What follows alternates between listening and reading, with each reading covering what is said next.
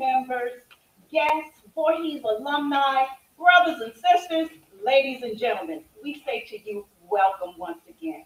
It has certainly been an eventful 24 hours for everyone in this room. Certainly yesterday as administrators, academic leaders, and just educators in general, we found ourselves having to make cancellations, closures, and taking a myriad of related action steps to ensure the safety of students, educators, and staff. Yesterday, those weather-related decisions made the headlines, but if we're honest, leaders make those kinds of decisions every day, and most of them will never make the news. But they are just as important and time-sensitive. Each and every day in schools and on college campuses, we foster collaborations with parents, providers, and a host of constituents. And today, we are taking time to just pause and reflect on the importance of those collaborations. Today, we're going to take some time to unpack what it really means to foster collaborations for systemic change in teaching and learning. Now, some of you may be thinking, that's a real nice title, but what exactly are you all doing this morning? Let's talk about it a little bit. So in this context, when we talk about systemic, we are simply meaning institutional. Put simply, systemic change happens when change reaches all or most parts of a system. In the Center of Excellence for Educative Preparation and Innovation, or the EPI Center as we fondly refer to it, our work is grounded in the tenets of improvement science, and it requires that we actually look at the system and we define what positive change looks like in that system. The system of teaching and learning in our context today includes school districts as well as college and university partners.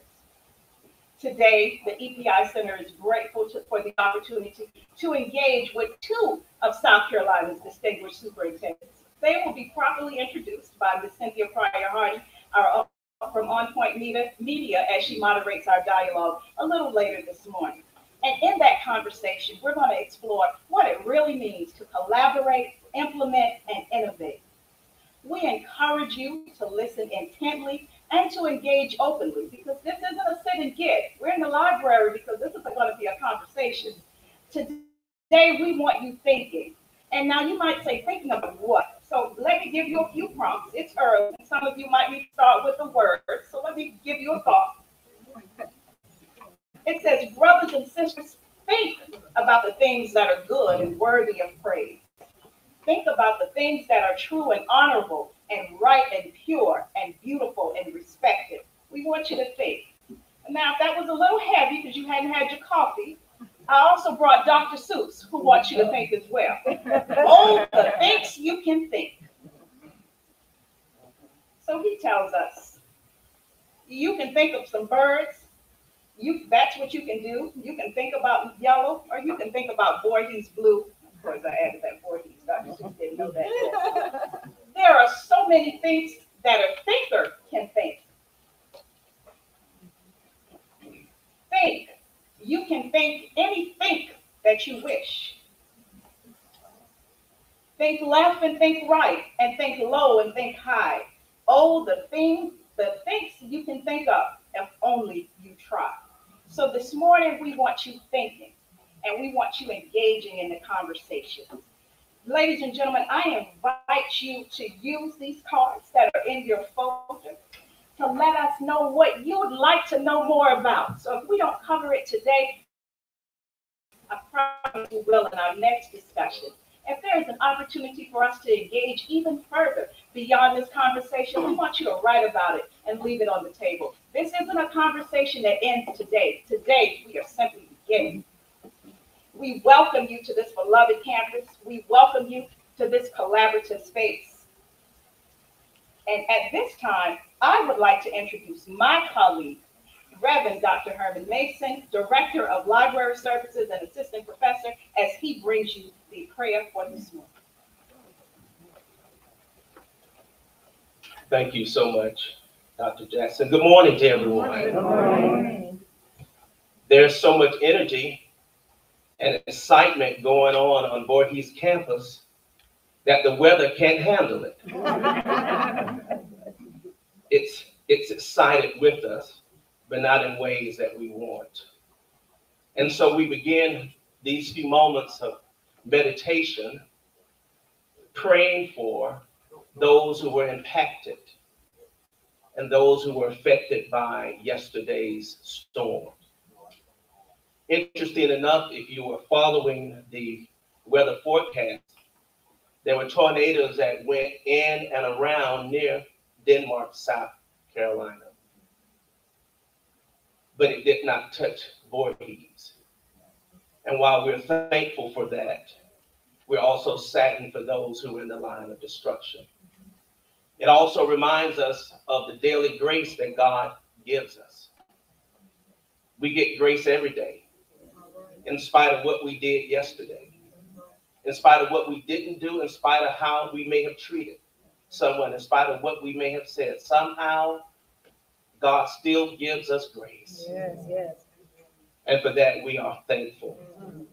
We welcome you to the Wright Potts Library, the Beehive, the intellectual center of the campus, where students come and gather to exchange thoughts and ideas, to complete papers, not to check out books. We are in a new age and a new sense of technology, and everything that a student needs is either on their laptop, their iPad, or their phone. And so we're excited about the changes that are taking place in the library. And this morning, as our wonderful AV team and IT team were setting up and running into a few difficulties, a light bulb went off, and I shared it with Dr. Green, and I want to share it with my boss, Dr. Hunter Mitchell. A couple of years ago, we upgraded the AV in the library, in the boardrooms. And I said, all we need to do is upgrade as we replace tiles and install our electronic screen. And all IT has to do is to plug in, and we are ready to go. So Dr. Jackson, thank you for holding this wonderful event in this space and giving us another opportunity to go to the next level of excellence in what we offer here in the library. While you're here, we invite you to view the Voorhees College Museum, to go in and learn of the remarkable story of a very small, frail African-American woman, a protege of Dr. Booker T. Washington, a student at Tuskegee, one whom Mrs. Margaret Murray Washington and Booker T. Washington loved dearly, and gave her the assignment to go into South Carolina and to create an institution that would help to train the boys and girls and give them skills. And so today, as we are on the edge of our 125th anniversary, this is the spirit that we greet you. As we are on the precipice of transitioning from a college to a university, we greet you in the name of our Lord and Savior Jesus Christ and in the wonderful spirit of Elizabeth Evelyn Wright. Now, would you join me in prayer? Gracious God, we give you thanks and praise. For some, on this day, it is not the first time that we've communicated with you. For many of us, when we open our eyes, we gave you thanks. When we sat to have a bite to eat, we gave you thanks. When you provided and granted us travel here free of danger, we gave you thanks. And so right now, God, in the presence of these witnesses and these wonderful educators, these encouragers and nurturers of students to excel beyond measure, we give you thanks for this gathering. We thank you today for the collaboration. We thank you for Voorhees. We thank you for all of the professionals. We thank you for those men and women who are committed to education and instilling and fostering the precepts of high academic achievement. We give you thanks. We thank you for 125 years of continuous education, teaching, and nurturing on these sacred grounds called Voorhees College. We thank you for the excitement on the campus, and we thank you for the vision of our president, Dr. Ronnie Hopkins. We thank you, Lord, that he has assembled a world-class team for his cabinet and We thank you for the devoted and dedicated staff, but most importantly, we thank you for these beloved students whom we have been entrusted to provide and guide them to the next level of excellence.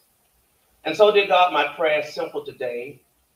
We ask, Lord, that you will bless those who are hurting, those who are suffering, those who are mourning. God, we pray that you would bless those who are celebrating and those who are uplifting and those who are encouraging. We pray that today's program will be so meaningful and so moving, that something will happen that we cannot imagine or expect.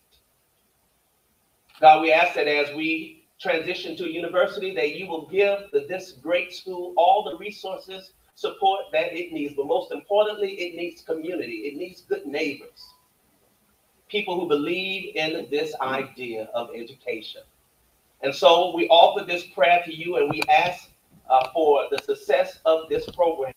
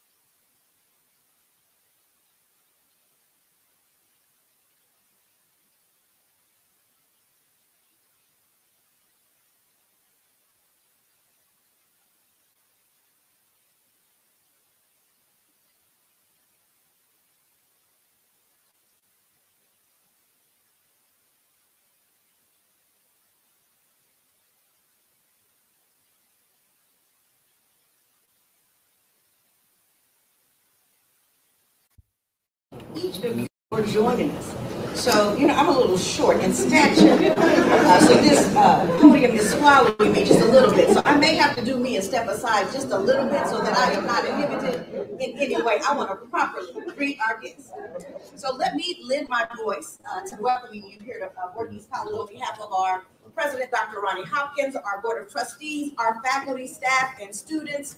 We are happy that you are here. So as provost, I have represented the entire college community, but then I also have another hat. So that's the beautiful thing about working at an HBCU. You get to do a number of things, right? And so I'm also the executive director for the Center of Excellence for Educator Preparation and Innovation. And so on behalf of the 5 federally funded programs that focus on addressing issues of excellence and equity in education and in rural areas in particular, I also want to greet you. So there's a couple of things that I want to do. I am on program to give you a glimpse of the center, and I'm going to make sure that I do just that. I'm going to remain brief.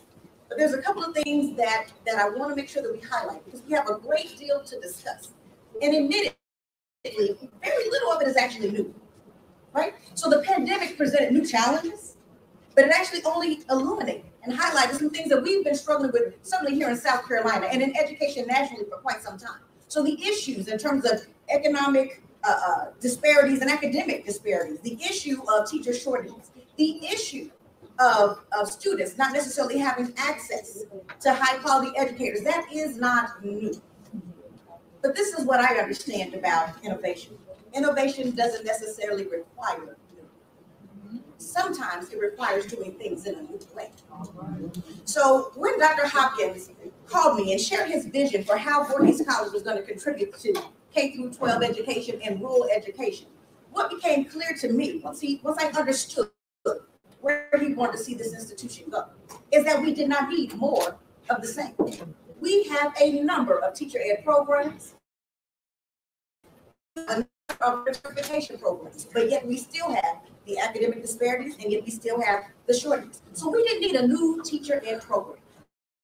I want to with you about our center. Sometimes it has something is to make plain what it is not. So the center is not your grandmother's teacher ed program. We're not a school of ed. We're not an education program. We do not work with the State Department of Education in certifying teacher educators. That is not what we do. What we do is provide classrooms, South Carolina classrooms. What we do is partner with school districts to identify different strategies and to reimagine how they compensate and incentivize.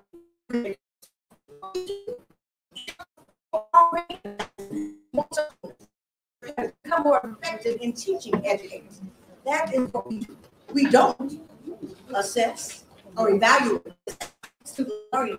We don't evaluate schools that we partner with. We don't certify individuals. And we don't commiserate. We recognize that there's a lot of challenges. And so what we're saying here at the center is that there is much to be done. And there's a number of things that we can try. And so our approach to trying to address some of these things is quite simple, actually. One is looking at making sure that all of our students, actually not all each, I try to make that distinction often, each student has access to highly qualified, highly effective education. We're trying to make sure that they have experiences that are broadening their exposure. We're trying to make sure that educators have the resources that they need. We try to make sure that we're actually listening to and hearing our K-12 partners and not trying to act upon them, but trying to work in tandem with them. That is what we do.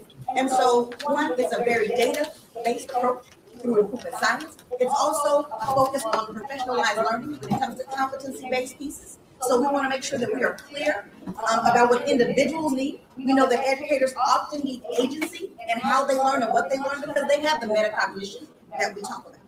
And so we want to make sure that their voice is represented. There's a number of ways that we want to look at doing things differently. So what I can tell you is that we are proud and grateful for the opportunity to serve and work alongside those 9 districts with whom we've already partnered. We are grateful to partner with the teachers who invited us into their classrooms to work on things like literacy, to work on things like improving STEM different competencies with their students. We're grateful. We're grateful for the support of our institution, that no matter what we ask across the campus, people rally, whether it's in student affairs, whether it is in facilities and technology, we have the full support. And then I'm grateful for the staff and the team that staff this particular center. You all, I unabashedly will tell you they are bad to the bone. And you'll learn a little bit more about who they are with some of the programs that are highlighted today. And we hope that you'll learn more about all 5 of the different initiatives that we have that work in the area. So having said that, I hope that gives you a little bit of an understanding of the Center of Excellence for Educator Preparation and Innovation. Our goal is to remove barriers that prevent students from, 1, getting that education they deserve, and 2, people who want to educate our students having access to being able to become an educator in South Carolina. So thank you for joining this conversation.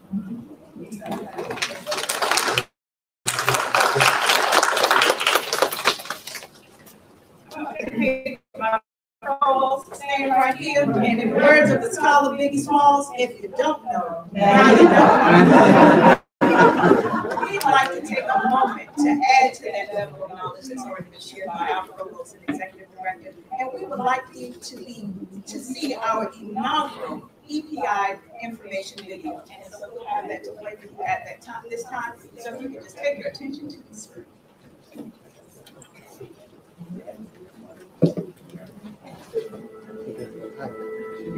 What inspired me to join the EPI program at Northeast College was I received a flyer and I read their vision, and their vision statement really hit home with me. They were working with teachers in rural areas, and they wanted to make teachers more competent in the field of study. I am a reading teacher teach third grade.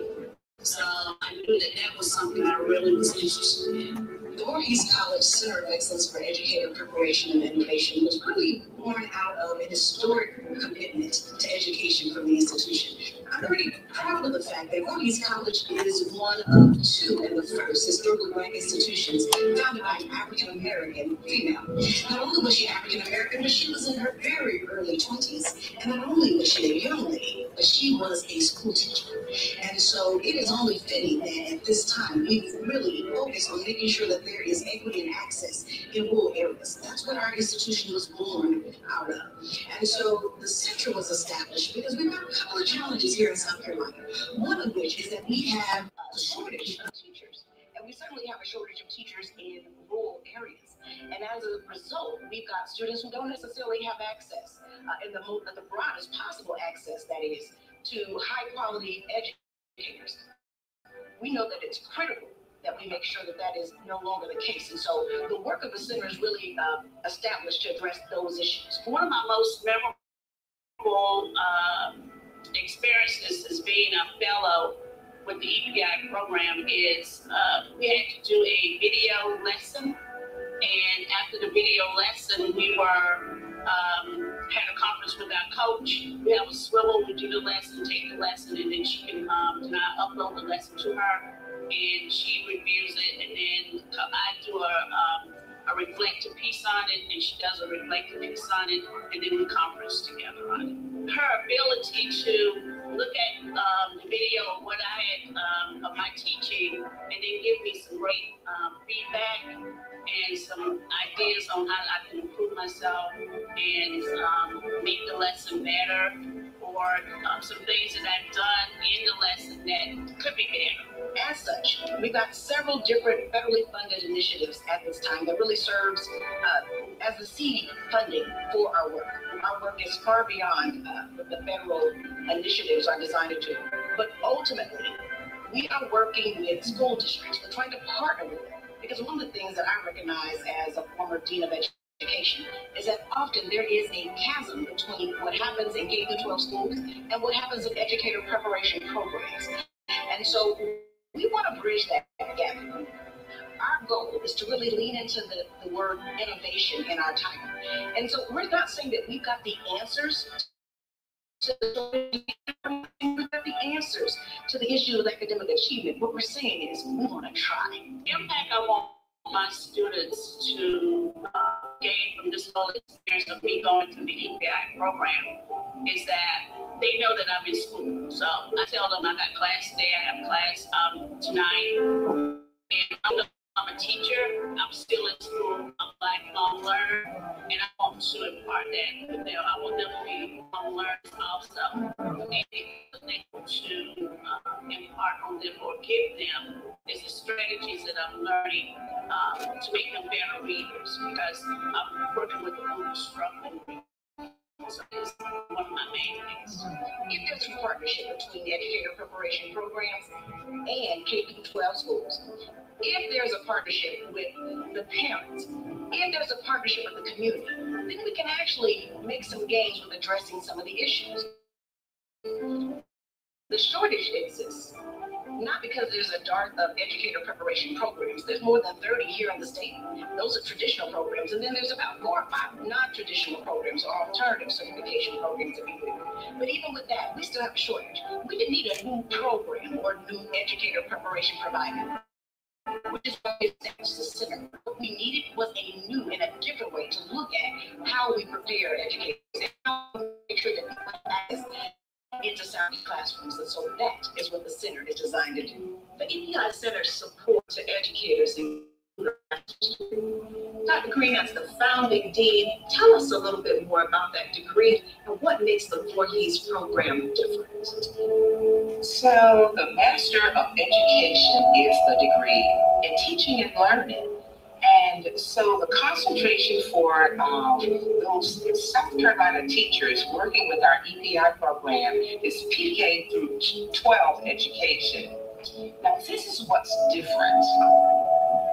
We aim in the program is our mission to leverage deliberative teaching strategies. So some may ask, what does that mean? What it means is that we are working with our South Carolina teachers to ensure actually that they work with problems of practice. That's the aim of improvement science.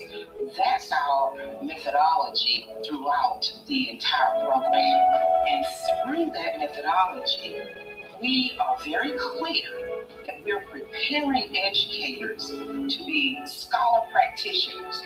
We are preparing educators to solve issues in our schools. We are not talking just about what are the problems. We are preparing educators to solve the problems. That's what makes us different.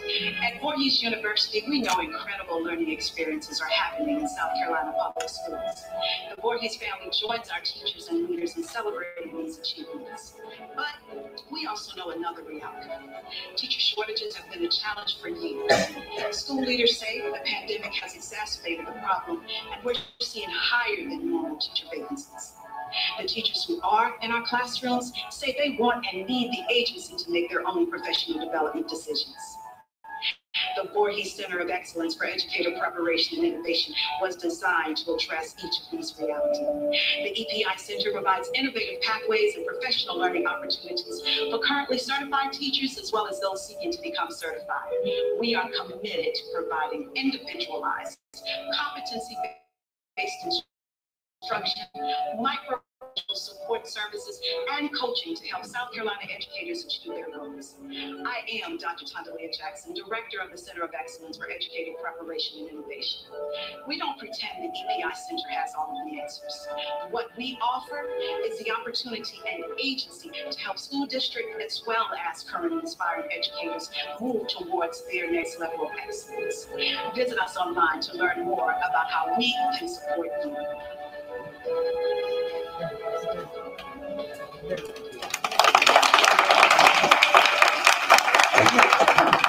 And so with that, we begin our panel discussion. At this time, I invite our Associate Director, Ms. Alicia Truesdale Cotton, to come forward and introduce our moderator who will lead the discussion. Introduce her. Ms. Truesdale Cotton is a former director, curriculum specialist, classroom mentor teacher, and now serves as the Associate Director of our program.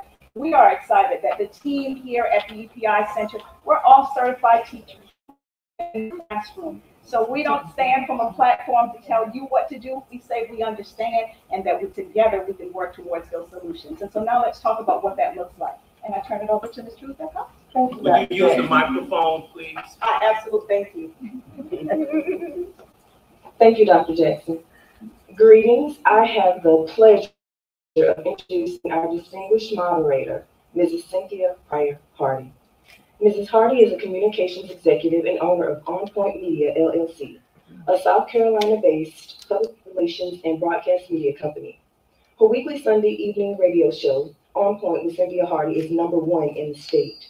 And her popular television show on the Fox affiliate Watch gets high marks for objectively tackling tough topics and asking the hard questions. Her weekly radio and TV broadcasts connect with audiences throughout South Carolina, parts of Georgia, and North Carolina. Two Alpha Media station, 103.9 and the Big DN. In that role, she delivers morning drive newscasts during national news, Breakfast Club, and the Hard Morning Show. Cynthia is a serious journalist with the unique ability to bring people with different perspectives, political backgrounds, and into common discussion. Her always like spirited. You all call it having currently serves on host boards and committees. Cynthia has received numerous awards and citations for work in the field of communications and community service. An avid reader, Cynthia believes when people are informed, they're empowered to make better decisions for themselves, their families, and their communities. Ladies and gentlemen, please welcome our moderator, Mrs. Cynthia Pryor Hardy. Thank you. I am so delighted to be here. Thank you, Ms. Truesdale Cotton. I also want to thank Dr. Jackson and Dr. Hightower Mitchell for extending the invitation to be with you all today. It's really important. The subjects that we're talking about today are extremely important to all of our lives, you know, the quality of life throughout the state of South Carolina. I remember when I moved to South Carolina, one of the things that hit me when I got to the state was that we enjoyed 25% literacy rate in the state of South Carolina. And that was one of the statistics that stood out. Now, I'm from Birmingham, Alabama. And so our illiteracy rate, 25% illiteracy rate is what caught my attention at that time. Our illiteracy rate in the state of Alabama is very similar. Most of the southern states. And illiteracy is not necessarily whether one can read or write. It's whether one can comprehend what they have read or written. And those are the things that we have to focus on, you know, as we look at improving the quality of life. And so I'm really delighted that we have the opportunity to talk about it with two distinguished educators that are here today. I'm going to ask each of them if they will come forward right now. Please come forward. I want to tell if you sit.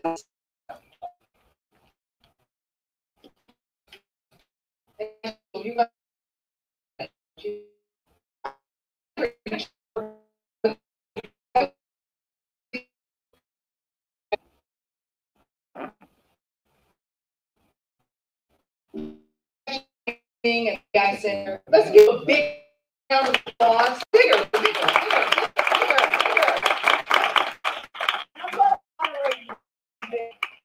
I want to ask a few questions. Educators in our audience today. And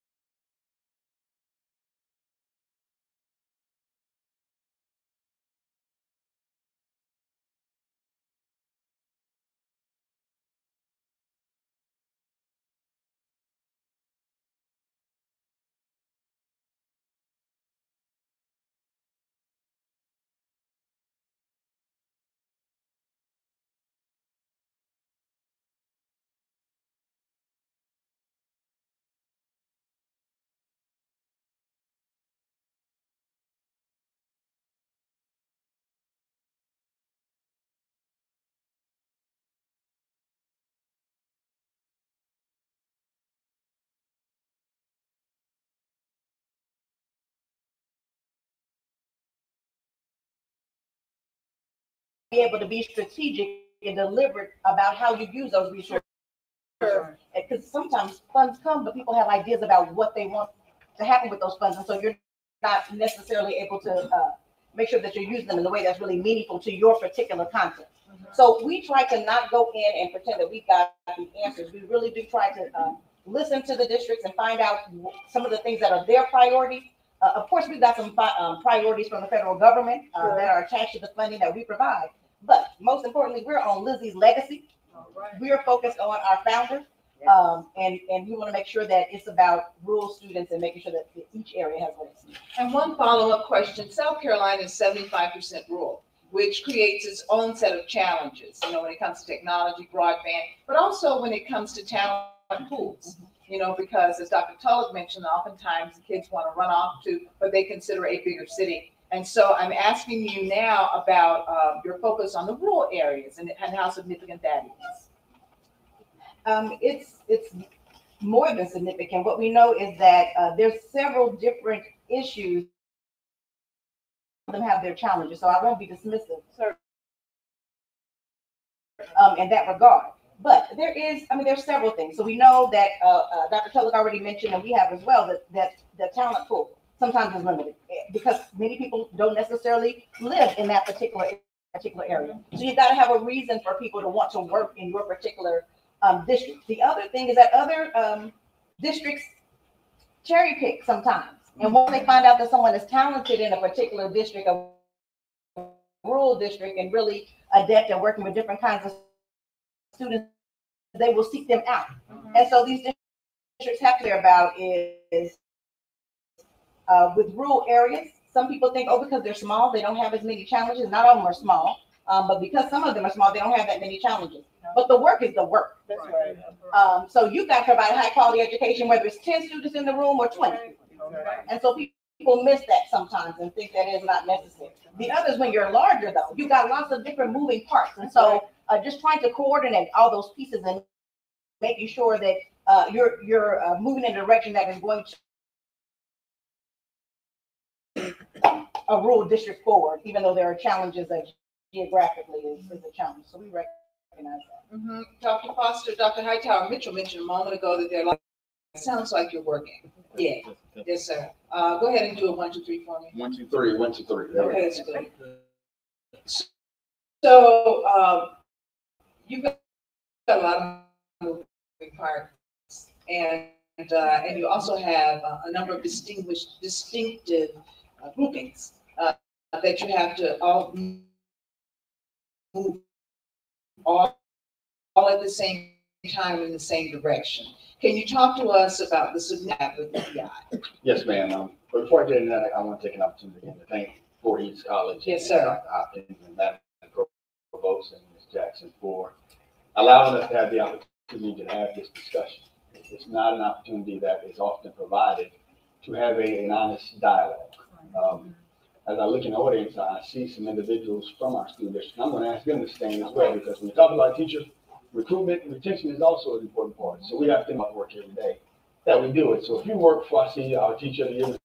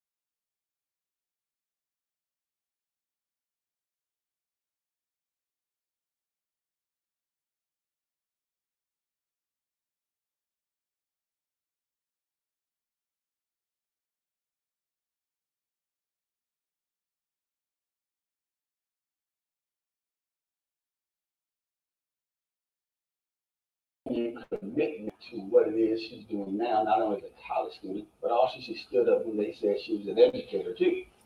So I know your whole life story now. I got some job applications for you. But those things matter. So from a large scale, Dr. Tulloch said it well. The work has to be done, whether you have 1,500 students or over 11,000 that I have, and 32 schools. The work is still there.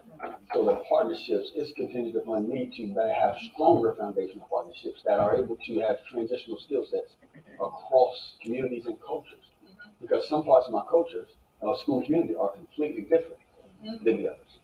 So I have to recruit teachers and have programs that are able to develop them to be transitional in approach. Because just because you're here one year doesn't necessarily mean you'll be there that next year. So I hope that answers that question. It did, Dr. Foster. Let me ask you this as a follow-up. You do have a myriad of groupings of affluence and influence in your district. And so coalescing it all, how do you do that? You know what I mean? Prayer, first thing. But it's coming together and being able to speak to folks regardless of where you are. It is my goal and my intent to not only for myself have a senior staff and teachers and principals that are able to sit at a table in a boardroom and have a professional conversation. But if I have to come sit on your couch and say, this is me, get the bow tie off, it's not people than you.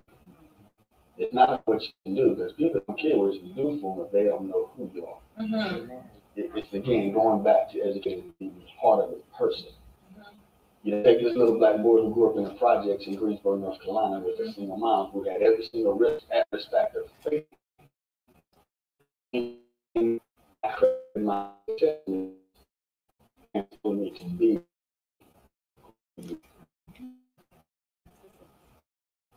And at that point, I'm able to tell you what it is you do. In preparation programs or concepts that will allow that to happen. I don't know how you quantify that approach, because it's philosophy. It's what you believe, it's what you feel. You can't research the heart.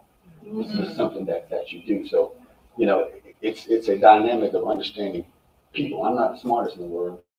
If I'm the smartest in the room, then we'll probably be in trouble. But if I have Dr. Bennett and Ms. Hallman, those ladies, I think we're going to be in pretty good shape. But I have to allow them the opportunity to do those things and contribute to the overall organization.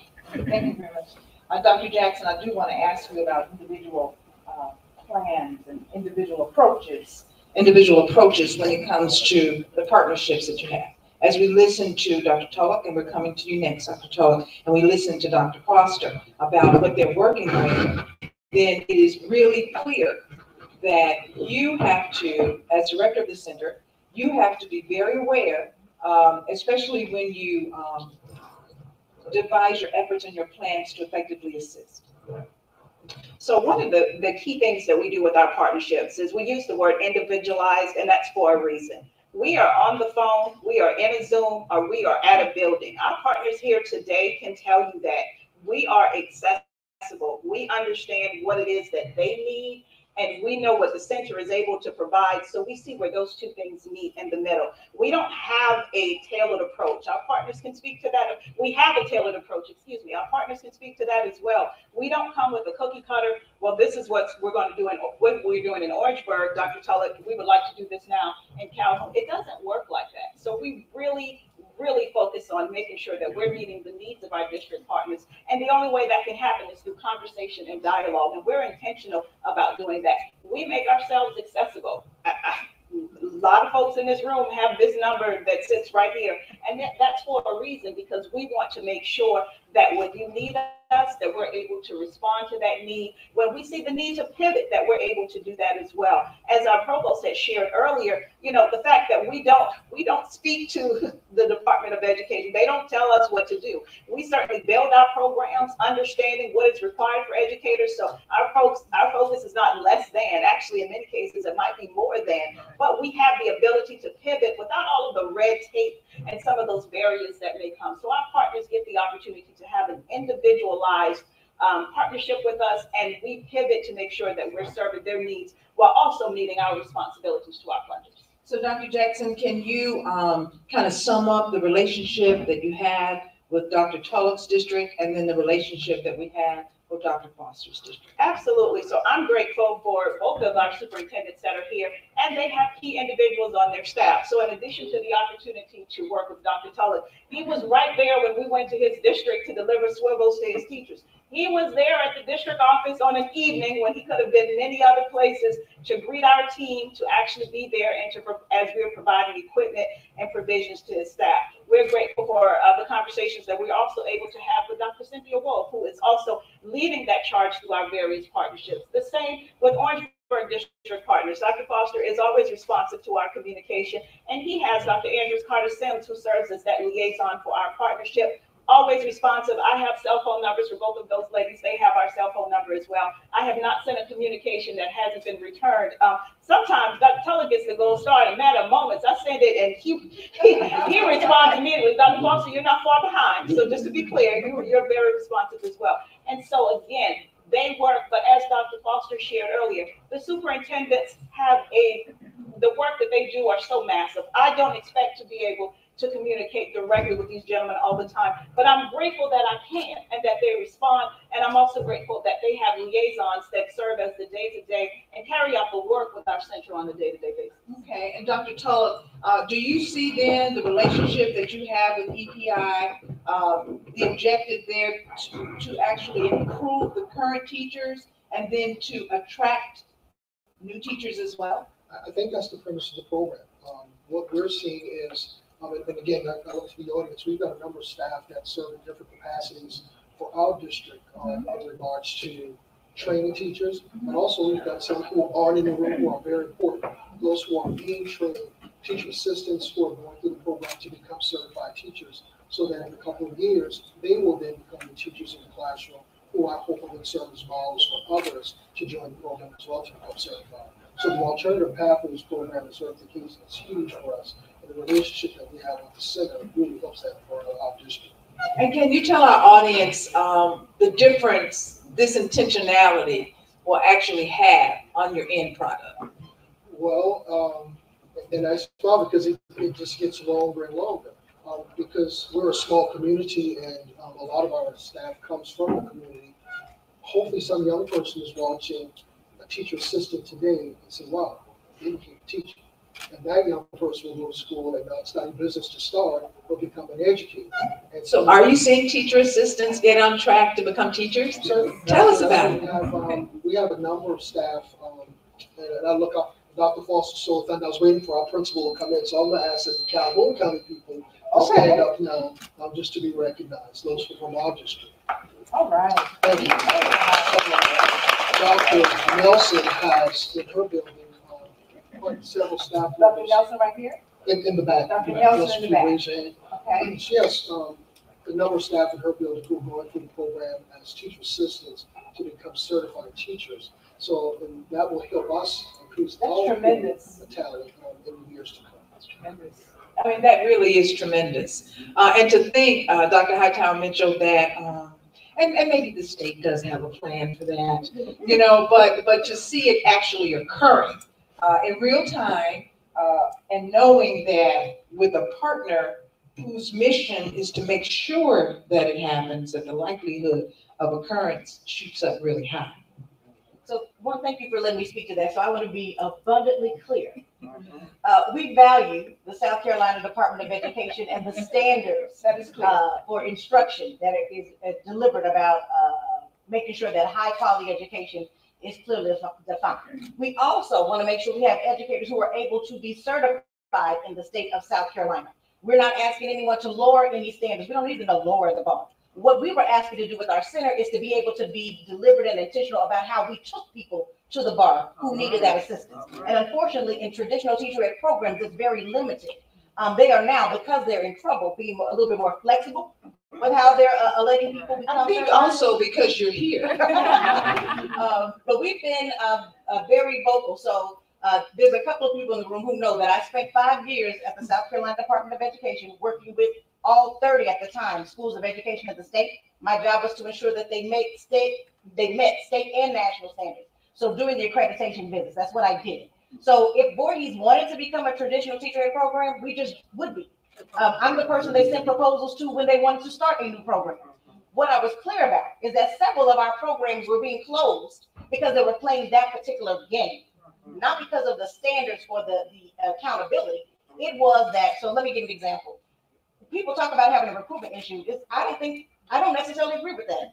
If we simply figure out how to help the people who have raised their hands to become educators, navigate all these different barriers and criteria to get into education, we would be able to move the needle. We do have partners like the Center for Teaching Quality and the Carolina CAP program, and we actually funnel our students through that particular initiative. So that is how they get certified in the state. But here's the rub.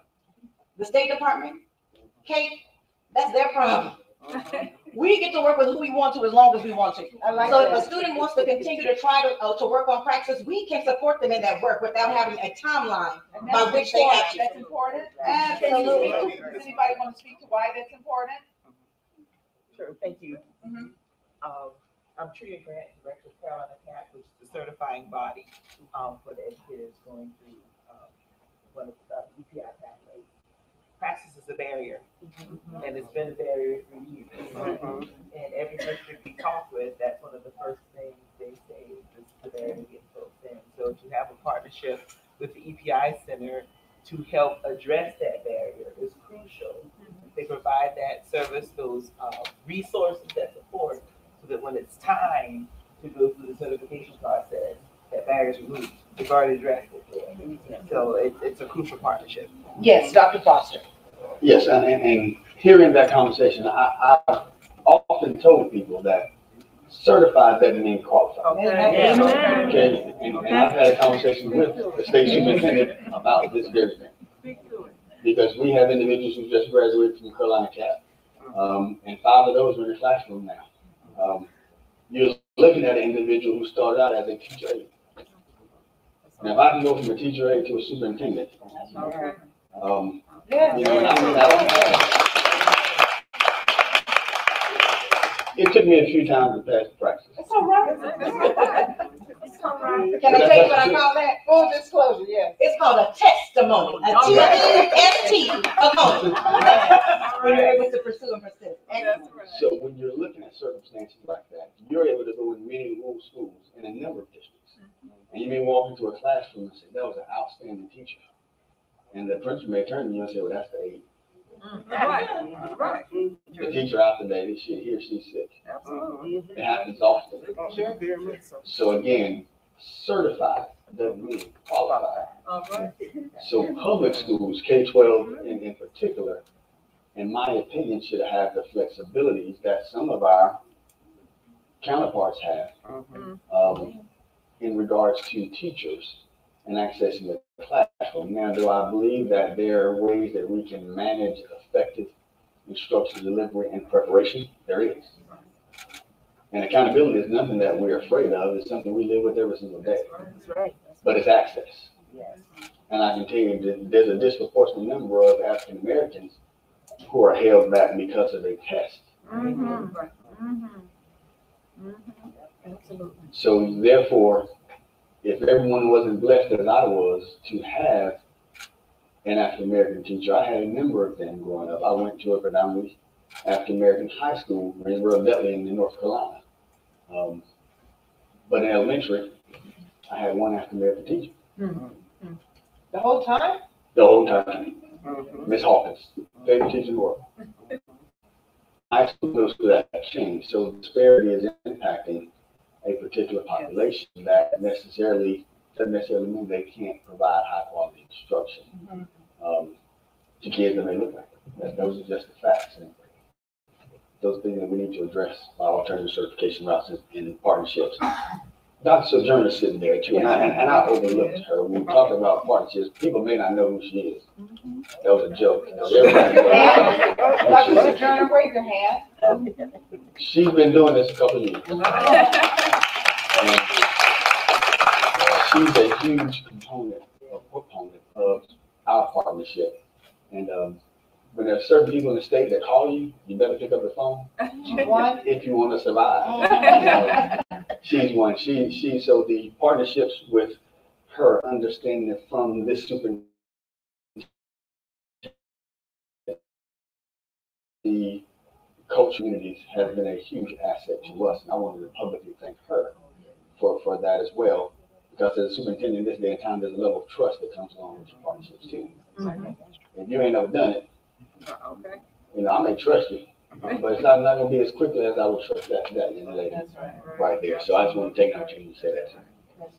I want to throw something out to the audience. We're at the 15-minute mark before it's time to close, 20-minute mark before it's time to close. And I want Dr. Tulloch to answer this too. But based on this conversation, most educators and administrators don't mind accountability if the accessibility is readily available. And that seemingly is something that you all are struggling with consistently. This seems like a perfect opportunity through this jewel of a center to be able to bridge that gap. So I want you to address that if you would, Dr. Tulloch, and then someone from the audience who has a story to tell, we would like to hear it. It's funny that you asked about this. I was having a conversation with my nephew this morning on his way to school.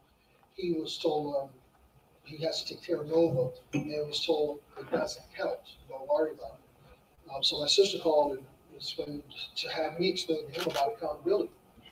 There's no test. I don't know if that does not count.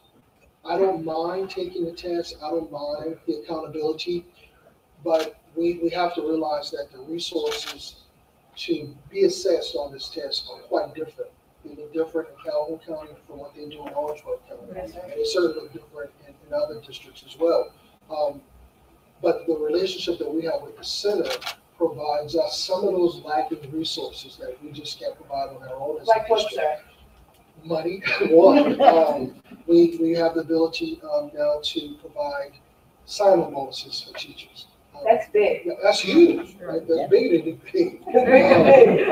We could not do that as a small district. We don't have the funds and resources to provide that. That's quite impressive. And when it comes to being a mentor teacher, having someone to come in and critique your work, that we struggle there too, because again, we're small. We don't have the number of kids to draw the funds to have, I hate to say extra staff, but the other programs that other districts have, we don't have that. But having the center, and again, with the technology and the manpower that they have to come in to look at a lesson, give that feedback, helps that teacher to become a better instructor, to deliver that instruction better to a young person. That speaks volumes to what we want to be able to do when it comes to educating our community. And I not say just our young people in our community, because we're trying to touch not just the kid, but their homes as well. That's really important. Can you talk a little bit about educating the community? And then I want Dr. Foster to address that too, because I think that's really big. And I know that the resources that EPI provides is really significant. We've seen school board meetings lately. And so, so educating a community is a big deal, because you're not just communicating to them about just the basic information. You're also trying to prod them to do something. So can you talk to us about what it's like in Calhoun County? Although we call this education, what would we do? This is a ministry. That's right. Right. Absolutely. A teacher may go in and teach page 15 of the math lesson today, or read 16, 17, 18 from a reading book, but it's a ministry, and I think Dr. Foster hit on it earlier. If I can touch your heart, then I can get to your head. That's right. Oh, that's right. I sit here because of my parents, and I try not to get shaky voice, but early on in life, I thought I was making some decisions that I wanted to do that I thought would matter in my life. And in my father's time, I said, no, we're going to do this because you're going to do better than what I did. So to have people in your corner, and not just parents, but teachers, we've got, again, administrators in the audience from our district, teachers in the audience from our district. If you can touch one person and let them know that you care about them, that kids will come back to you again and again and again and again. And when they come back, they're not going to come alone. They're going to bring their friends. That's very true. So if we can, touch their hearts, we can then get to the minds. And again, not just with the child, but with the family as well. I smile because we all have relationships with parents. I may not get along with this mom, but this mom may not like bow ties, and she's not going to talk to me. But somebody else on the staff does have that relationship. Talk to her so she can understand what we're trying to do to help this child and encourage to help us as well. So again, it's a ministry in terms of trying to help not just the child, but if we help that child, we'll be able to raise the entire community, the entire family. And it is a challenge, right? And we recognize it is a challenge. Environmental factors are different today than they were 10 years ago, 20 years ago, 30 years ago. And so we expect the educators, the administrators, to make it work anyway, right? So can you talk to us about the very same kinds of things, if you would, Dr. Foster? It's a challenge, as Dr. Tulloch said. My approach, don't know if it's going to be successful or not, but it's all I know to do is we have to challenge our entire school community. Right. Parents, teachers, students, faith-based community, everybody, to do exactly what it is we're asking them to do. I've asked us to do three things, and this is just me. If we can do three things well, I think we'll be successful as a community, not as just a school district. And we do two of them already. It's just one of them that we can't do as a community, and I think it's just not Orangeburg. I believe it's nationwide. And the three things I've asked is if we can learn, unlearn, and relearn, then we'll be successful.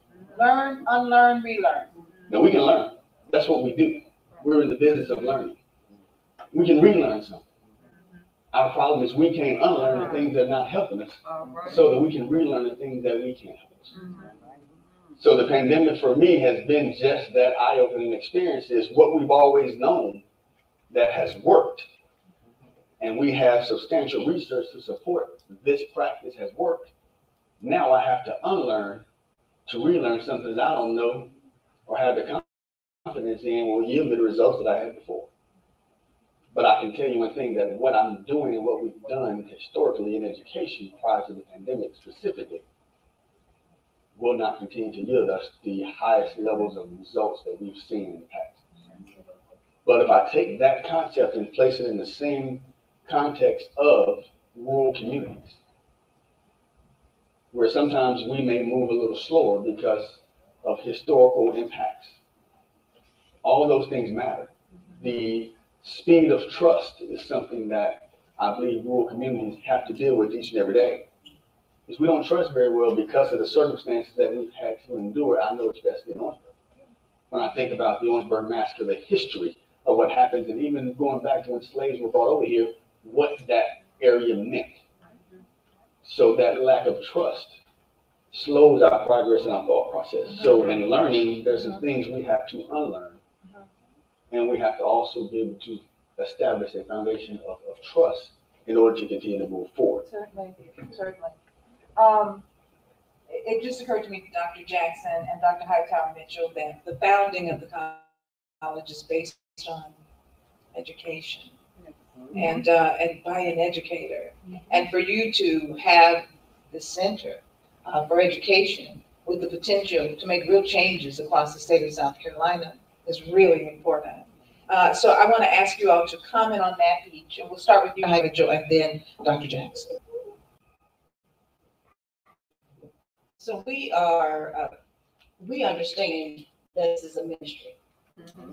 We believe this is God's work, and we're grateful to be in a position to be able to support districts and teachers in a way. So a part of our work we recognize as advocacy. It's saying the things that some of our colleagues are not in a position to say. We are a private institution. And so there's some things that we can talk about that in other contexts, like when I worked at the University of South Carolina, I could not say aloud. And so we serve and we got it in terms of again, additional funds and resources. Having people who aren't necessarily on staff. So Mr. Dr. Sojourner, she was handpicked because she is a superintendent, and there was a superintendent component in that particular group. It's an initiative that is really a partnership with Bible Way Church and their Midlands Community Development Center. And so there's a number of different tentacles that we have today.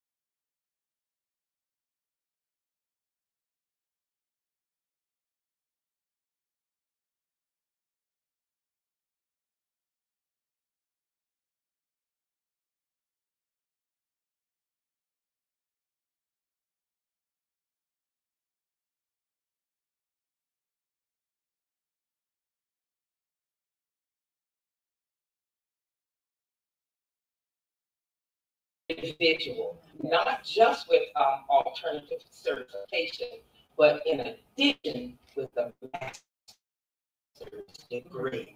And so those are the kinds of areas that and I can tell you, talking about speaking on what it means with our history is that it was founded by, of course, a school teacher. In 1947, Voorhees College, Voorhees Junior College at that time, certified teachers. Yes. So we go back to that time when it certified teachers. And you know what's personal to me? Yeah. My mom was in that. Oh, it was the graduating class of 1949. And so it's personal. And so,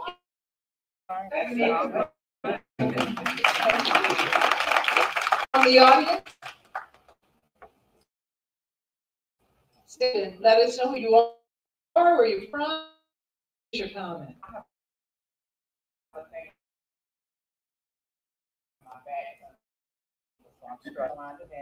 I'm currently employed in the Orangeburg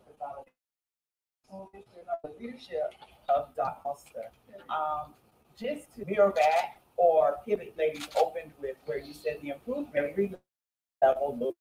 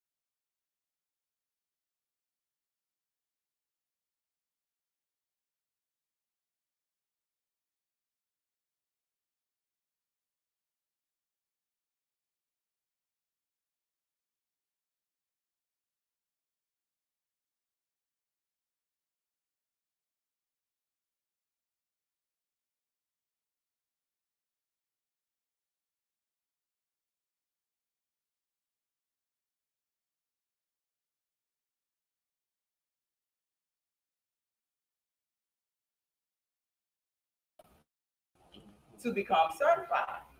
But Voorhees, I don't know who did the research or how it got done or who suggested or what was the method behind the madness, but it works because the living incentive that they pay those individuals, which is $35,000, is well above that of what the state pays our teachers' aides. So they can afford to make that sacrifice for a year to come in the classroom as a fully certified teacher, and that keeps them accountable.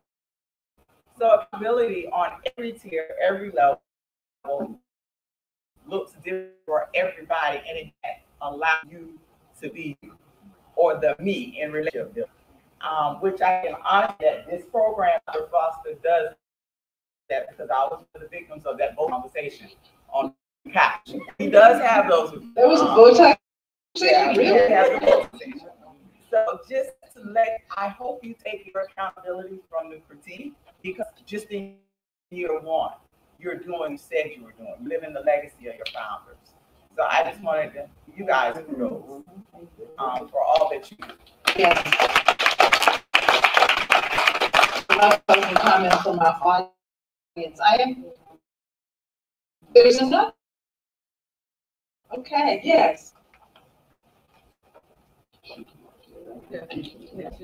Hello, everyone. Hello. I stand here with tears. I'm not sad. I'm happy. What I heard today goes to my heart.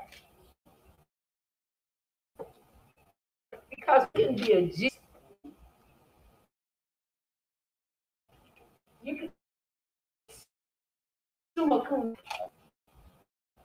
you can have a certificate. You can pass the process. Every one of them.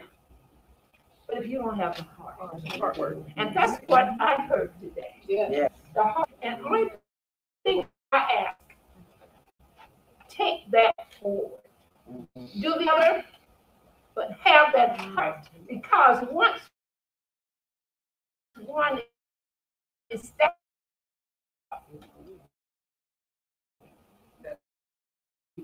and they open up. I just wanted to share that. My name is Irene Reed Singletary. Yes. I grew up in Go and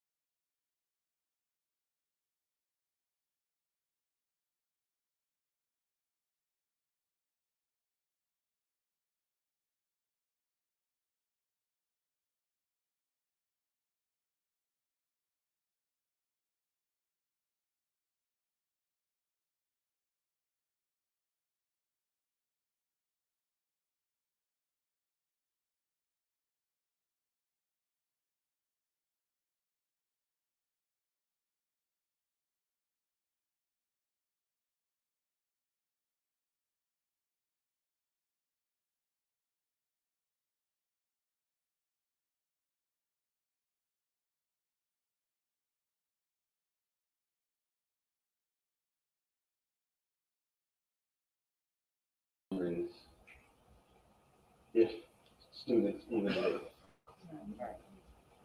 Give me 30 seconds. This is a testimony.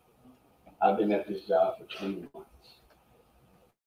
I was just having a conversation with someone just yesterday, but I can't recall a weekend in my 20 months as superintendent that I haven't had a phone call to discuss a student that either has made a poor choice to determine the impact for the rest of their lives, or a parent who's planning their child.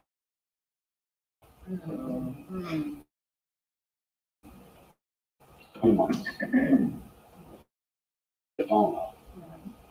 And I said, I can't miss the opportunity to hear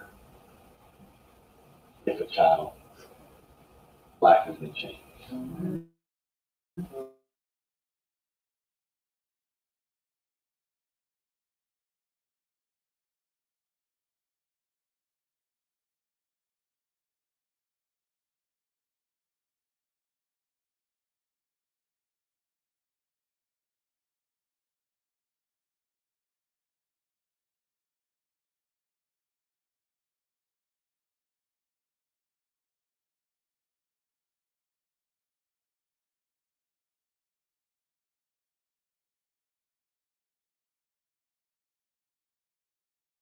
Called.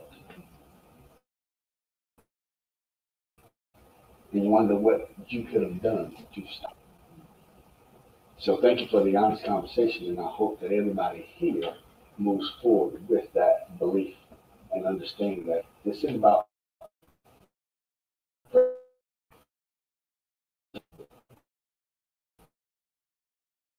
Ladies and gentlemen, I call for applause Dr. Charles and Dr. Foster.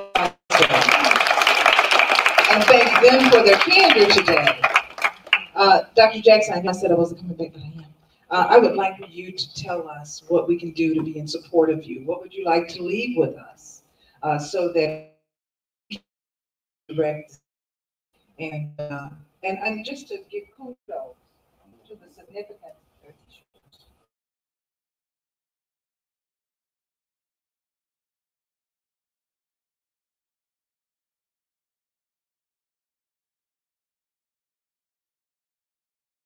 We can do. Thank you for that. So never miss an opportunity to answer that question. What can you do? One, you started by being here and being a part of the conversation. So you are well on your way. And for many of you, this isn't your first engagement with us. But some of you, this is your first time hearing about our work in its full context. So we thank you, and we hope that we've expanded your mindset and we've given you additional context for our work, and that you've heard from our leaders in terms of what our work means for their district. Now, what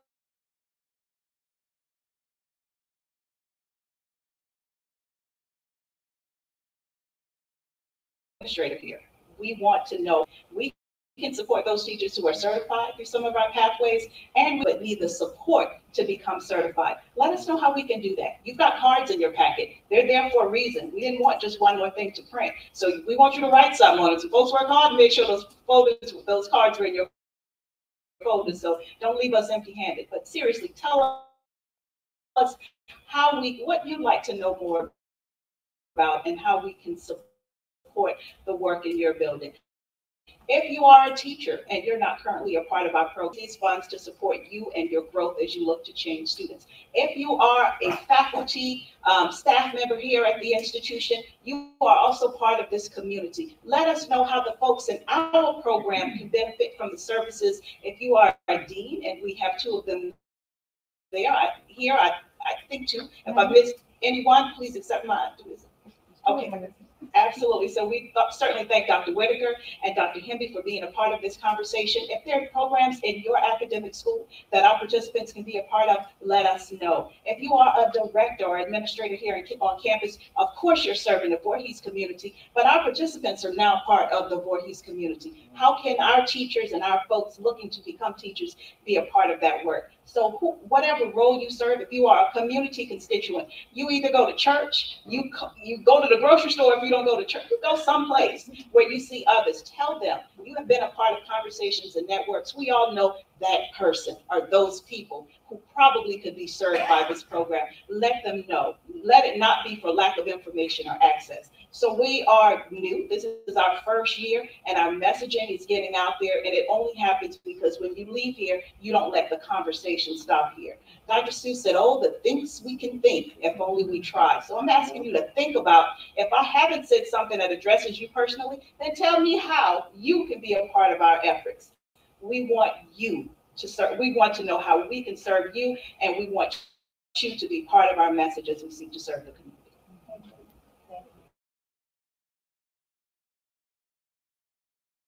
And pleasure to be your moderator today.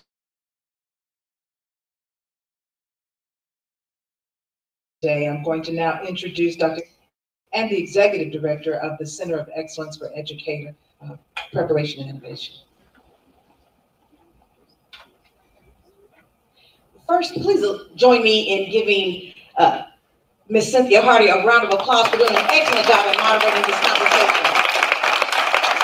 She has been a tremendous supporter, cheerleader, source of information when we think about marketing, and we just cannot tell you how much we appreciate the work we've been developed. I also have if we didn't do a couple of things. Now, you've heard us mention several different initiatives. We have a Gear Up initiative that serves several of the students here in this community, and our director, Mr. Christopher Green, is in the back. Wave your hand, Mr. Green. They need to know that. We are trying to close the loop. So not only are we working with the educators, but we want to serve the students and help make sure that we make those gains with them. So I'd be remiss if I did not mention that. We also have people who took the time out of their other lives and came to serve. We have advisory board members who work with the Commission on Higher Ed, who have just different, I won't even try, I'll get into trouble. But advisory board members, if you don't mind waving your hand or standing so that they know that you're here. There's a few in the back. There's several of you here. Excellent. We have instructional coaches who are master teachers, who are nationally certified, board certified. We have teachers of the year who help coach the educators that are in classrooms. If you don't mind waving your hand or standing so they can see you, please. They need to see you. We've got talent that abounds. Then we also, Dr. Jackson mentioned working with different people across the campus. So Dean Hemby is the Dean of the Humanities Education and Social Services. And our child and family, our child development program is in that particular school. And so there's some opportunities that we always seize, and she does some things with us as the liaison to this campus. And so I just want to make sure that we give love. Now, we have several other people on the team that are in the rear doing, please make sure you see them. They are tremendous. They provide excellent service to people who reach out to us. Looking forward, if you're in a position, we want to bless the food before we if he's still in the space. Okay, so if he'll be able to come forward. Now, the other thing is I have the privilege of just giving you the love, the gratitude, the appreciation of our president. He regrets that he wasn't able to join us today, but you need to know that he would be more than pleased with what has gone on here today. This is his vision being enacted. He wanted to see the community come together and really materially think about how we can impact education in this area. And so we are grateful. There are team members across all these teams. Dr. Sojourner's team is here from Life. We just want to say thank you to all of our partners. And we ask that you continue to keep us lifted in prayer as we try to advance. So yes, we're committed to equitable learning outcomes, but most importantly, we're committed to those students and to help change the lives of those educators. And so that work cannot be done in isolation. But as Dr. Mason is coming, we've got one other unfinished task we've got to take care of that Dr. Jackson is going to make sure happens. And so in order to do that, I'm going to ask Ms. Cotton to come forward, because you all, certainly our administrators, our superintendents took time, especially after yesterday. A lot happened yesterday, and they still didn't find it to be too burdensome to make today a priority to be a part of this conversation. Of appreciation. We could never give you something for all that you do, but we could certainly give you a token of appreciation to acknowledge your time with us today, and even the greater work that's happening in your districts and your partnerships with our program. So we certainly thank you for that. And so Ms. Cotton is coming forward to provide that. And then also, Dr. Hightower Mitchell, we have something for you as well. And also you, Ms. Cynthia Pryor Hardy. Yes. So, Hardy, but his story and telling it well and telling it consistently. And so we thank her for her partnership and what she is using her platform to do in order to support our efforts. And we certainly appreciate her time and being here today to moderate this discussion. As we thought about this discussion, there was no one else that ever came to dialogue, and so we extend our thanks. And now, what would the center be without she, Dr. Hightower Mitchell? We certainly appreciate the leadership of our executive director and all that she does for the center, and not just the center, certainly our college campus and certainly our wider community. We appreciate you, and we certainly want you to know that. And so that is also a small token of our appreciation on behalf of the staff. There was a group of people who didn't stand. I want my clinical faculty advisors, my technology support, and the EPI team. They're just names on a Zoom screen, and they probably won't, but I need them. At least I need you to stand. I need you to wave your hand. Where are you, team members? Well, this is a hard-working team. Evenings, weekends, all times of day. They are making some things happen.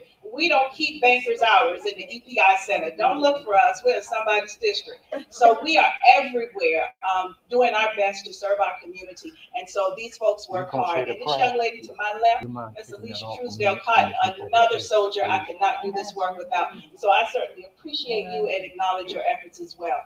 We give our thanks.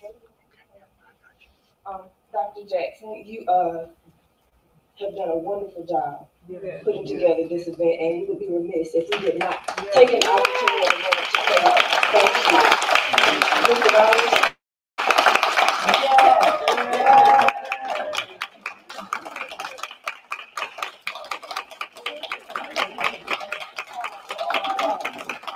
I saw everything. I didn't see this. I sincerely appreciate it. You all, we do have refreshments for you. Dr. Mason is going to certainly come forward and bless our food. Please, before you depart from this space, I would like the team, please make sure that we are engaging with everyone in this room. Please make sure that we have your card if there's an opportunity for some further engagement. It doesn't happen today. We know time can be limited, but give us that card because we're going to make time on your calendar to ensure that we're supporting you. You have our sincere thanks, love, and appreciation for your time today.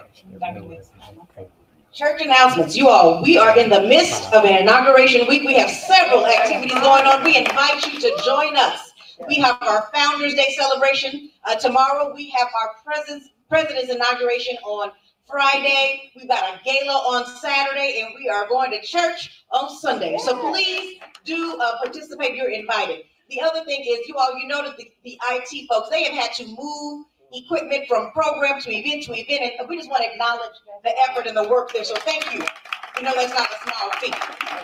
The other thing is, I was commending Ms. Hardy for the partnership, but I need to make sure that I also recognize Mr. Jim Hardy, who quarterbacked that thing, who has really been instrumental in putting all these pieces together. I know a little something about a great partner and a good husband, and so I want to recognize Mr. Hardy there as a wonderful, wonderful colleague. I believe we have taken care of everyone. Mr. Mauricio in that video. How about that video, y'all? Wave your hand. All right. All right. I'm going to stop now, and please let's. Would you please stand? And again, we invite you to share in the museum. You can eat and then go in and take a look. Let us pray. We give you thanks for this wonderful assembly, for this fascinating and informative program, and for the possibilities for the future. Thank you for all who put this together. Now, dear God, we ask that you will bless the food, that it provide nourishment for our bodies. And God, we pray traveling grace and mercies for each and every one as we return back to our respective places. This is the prayer we ask. In the name of your son, Jesus, we pray. And the people said, amen. Amen. That's good.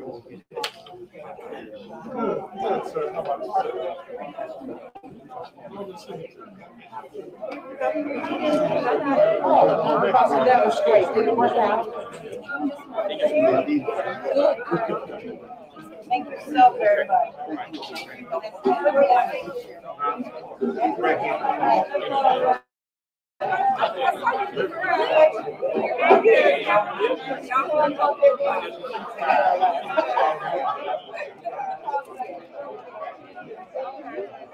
All right.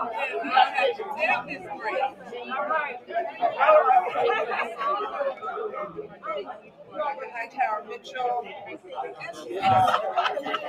Yeah, that's good. And then DrFoster right there. Once you get this one first, then I'll join you. Yeah. Joe, I did that. I take the badges off. And Stacy. Yeah.